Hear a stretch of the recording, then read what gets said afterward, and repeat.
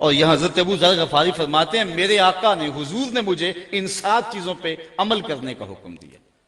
اب ان 7 چیزوں کو من میں اتاریں اور آج کے اس جمعے کے اجتماع میں اپنے دامن میں لپیٹ کے لے جائیں اور اس پر عمل کی کوشش کریں۔ پہلی بات، امرنی بحب المساکین والدنو منہم۔ حضرت ابو ذر غفاری فرماتے ہیں حضور نے مجھے مسکینوں سے پیار کرنے کا حکم دیا، والدنو منہم، اور فرمایا کہ ان کے پاس بیٹھا کرو۔ جو مسکینوں کے پاس بیٹھتا ہے اس میں تکبر پیدا نہیں ہوتا ہے۔ پہلا حکم حضور نے مجھے دیا کہ میں مسکینوں کے پاس بیٹھا کروں اور ان کے ساتھ محبت کیا کروں۔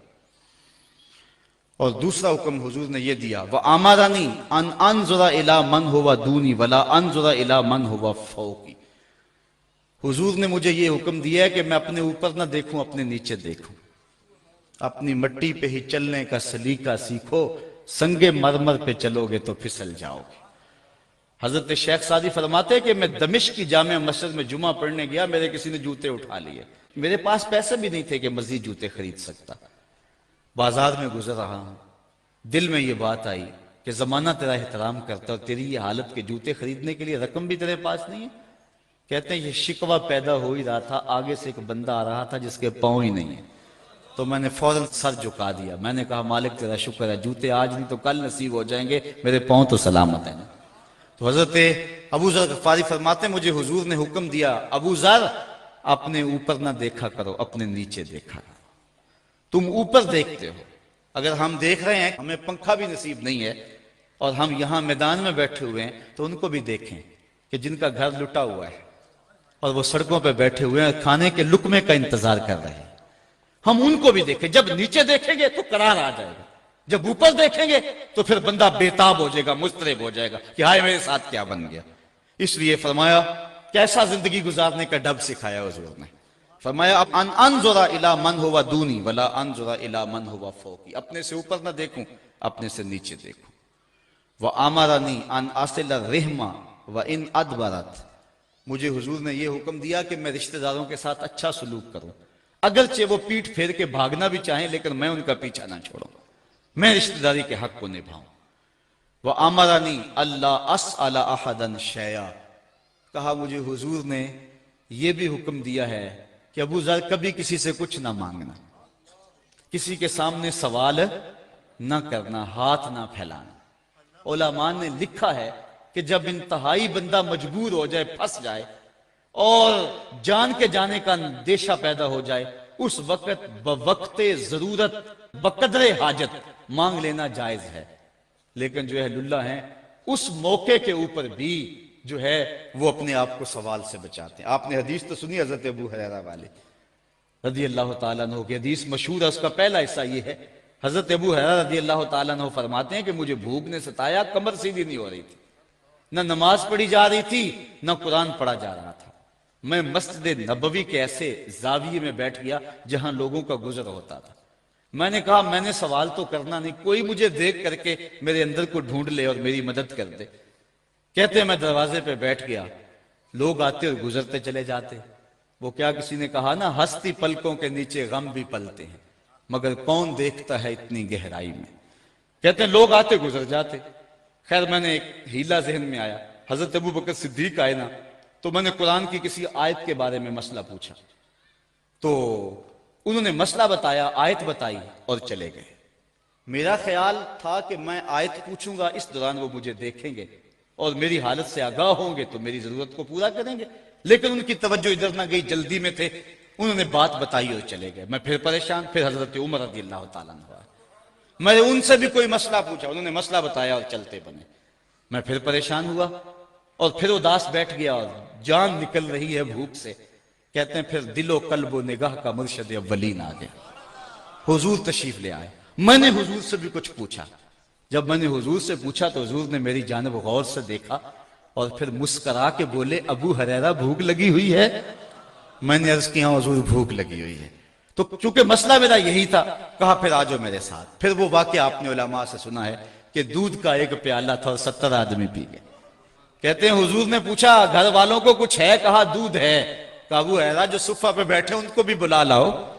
آقا کو ایک کا نہیں سب کا ہی خیال ہے۔ اللہ اکبر، کہتے ہیں میں پریشان ہو گیا، دودھ کا ایک پیالہ اور یہ 70 آدمی ہیں، ایک ایک گھونٹ بھی نہیں آئے گا، لیکن حکم تھا تعمیل کی، بلا لایا۔ حضور نے پیالہ میرے ہاتھ میں دیتے ہوئے کہا دائیں سے شروع ہو جائے۔ کہتے ہیں میں جب دائیں سے شروع ہوا، ایک کو دودھ دیا، اس نے سیراب ہو کے پیا، ایک قطرہ بھی کم نہ ہوا، میرے دل کو تسلی ہو گئی۔ میں نے کہا دودھ کا تعلق کوثر کی نہر سے جڑ گیا ہے۔ حضرت ابو ہریرہ فرماتے پھر دوسرے نے پیا، تیسرے نے پیا، 70 آدمی دودھ پی گئے۔ پھر فرمایا ابو ہریرہ اب کون باقی؟ عرض کی حضور ایک میں باقی، ایک آپ باقی۔ فرمایا ابو ہریرہ اب تم پیو۔ کہتے ہیں میں نے پیا، سیراب ہو کے پیا۔ حضور فرمایا ابو ہریرہ اور پیو۔ کہتے ہیں میں نے اور پیا۔ پھر حضور نے فرمایا ابو ہریرہ اور پیو۔ کہا مجھے قسم ہے اس رب کی جس نے آپ کو حق کے ساتھ مبعوث کیا ہے، میرے بدن میں ایک قطرے کی گنجائش بھی باقی نہیں رہی ہے۔ تو حضور علیہ السلام نے میرے ہاتھ سے وہ پیالہ لیا اور خود نوش جاں کر لیا۔ میرے استاد فرمایا کرتے تھے ایک پہلو تو یہ ہے کہ دودھ کا ایک پیالہ 70 آدمیوں کو کافی ہو گیا، اور ایک پہلو یہ بھی تو دیکھو دو جہاں کا سردار ہے، 70 آدمیوں کا جوٹا پی رہا ہے۔ تو کہا وَآمَرَنِي اللَّهُ أَسْأَلَ أَحَدًا شَيْئًا، مجھے حضور نے حکم دیا ہے کہ کسی سے ابو ذر سوال نہیں کرنا۔ وَآمَرَنِي أَنْ أَقُولَ بِالْحَقِّ وَإِنْ كَانَ مُرًّا، حضرت ابو ذر کہتے ہیں ایک حکم مجھے اور بھی دیا ہے، ابو ذر بات سچی کہنی ہے چاہے کڑوی کیوں نہ ہو، بات سچی کہنی ہے۔ سچی بات کڑوی ہوتی ہے نا، بابا بلے شاہ علیہ رحمہ فرماتے ہیں سچ آنکھیں پانبڑ مچدا ہے، سچ کہیے تو سارے خلاف ہو جاتے ہیں، اپنے بھی دشمن غیر بھی دشمن۔ اقبال کہتا ہے اپنے بھی خفا مجھ سے ہیں، بیگانے بھی ناخوش، کہ میں زہر حلال کو کبھی کہہ نہ سکا کند، بات وہی کہتا ہوں سمجھتا ہوں جسے حق، نئے ابلہ مسجد ہوں نئے تہذیب کا فرزند۔ میرے والد گرامی ایک دن فرمانے لگے بیٹے جب ہر وقت لوگ پھول ہی پھینکے تو پھر سوچا کرو کہ حضرت حسین نے حق کہا تھا، لوگوں نے تلواریں اور تیر بھی پھینکے تھے، اس لیے حق کہنا کڑوا بھی ہوتا ہے، سچ کیا پانبڑ مچتا ضرور ہے، لیکن کہا ابو ذر جو بھی ہو جائے کہنا حق ہی ہے، کہنا سچ ہی ہے، اگرچہ کڑوا کیوں نہ ہو، اگرچہ سارا زمانہ ناراض کیوں نہ ہو جائے، اگرچہ سارا زمانہ دشمن جاں کیوں نہ بن جائے۔ یہ محمد کی وصیت ہے ابو ذر غفاری کو کہ جو مرضی ہو جائے حق کے سوا کچھ نہیں کہنا ہے۔ یہ مجھے حکم دیا، حضرت ابو ذر کہتے ہیں وَآمَرَنِي أَنْ أَقُولَ بِالْحَقِّ وَإِنْ كَانَ مُرًّا، اگرچہ کڑوا بھی ہو میں نے حق کی کہنا ہے۔ وَآمَرَنِي أَلَّا أَخَافَ فِي اللَّهِ لَوْمَةَ لَائِمٍ، حضور نے مجھے ایک حکم یہ بھی دیا، کہا ابو ذر اللہ کے راستے میں کسی ملامت کرنے والے کی ملامت سے نہ ڈرنا۔ ایک لفظ آپ سنتے ہیں لو کی آکھن گے، لفظ سنے ہیں نا، لوکی کی آکھن گے، ہم کچھ کام کرنا چاہتے ہیں اور کہتے ہیں کہ نہیں کرتے، لوگ کی آکھیں گے، اور کچھ کام ہم سے رکنا چاہتے ہیں اور ہم کہتے ہیں جی اگر رک گئے تو لوکی کی آکھیں گے۔